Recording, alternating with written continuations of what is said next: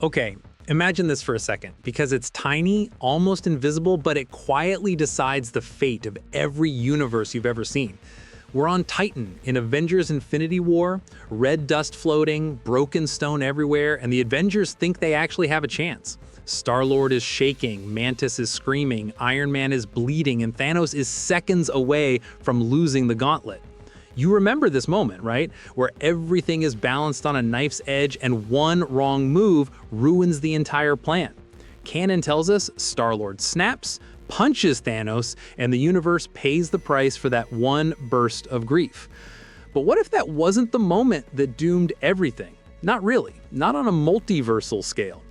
What if the real deciding factor happened earlier, quieter, in a look between two sorcerers nobody questions?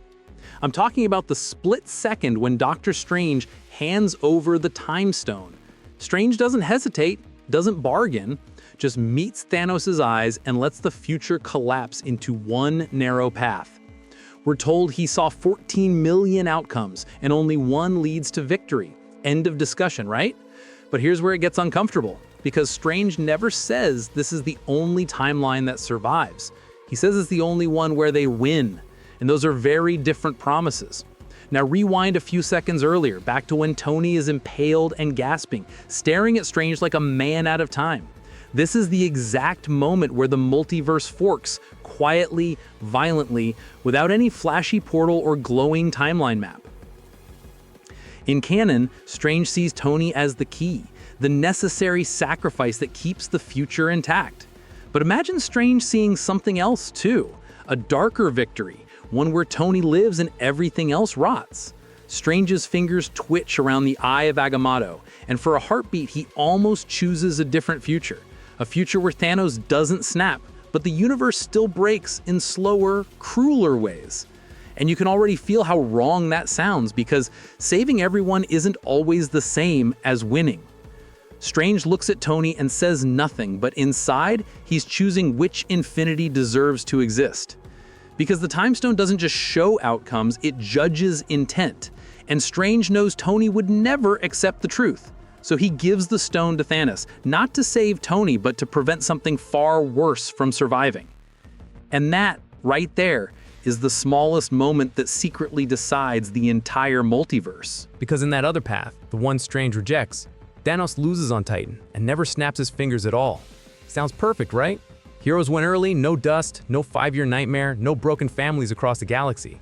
But this is where it twists, because victory without sacrifice leaves monsters unchallenged and gods unafraid of consequence.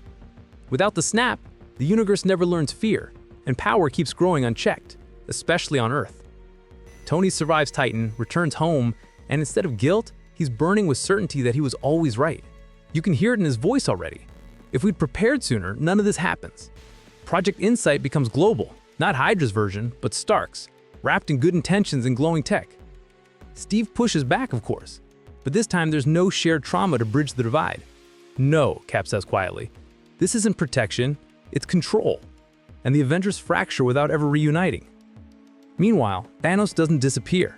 He adapts, watching from the shadows, learning how fragile heroes really are. He realizes something terrifying. The Avengers only unite when they lose, never when they're winning.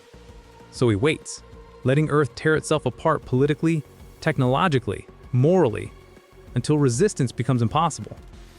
In this timeline, Thanos doesn't snap half the universe away. He conquers it piece by piece.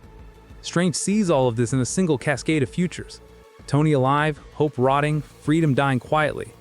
That's why he trades the stone. Because one clean snap is kinder than endless control disguised as safety. Infinity War wasn't about beating Thanos on Titan. It was about teaching the universe how to survive loss. And if you really think about it, the snap didn't save the universe. It taught it humility.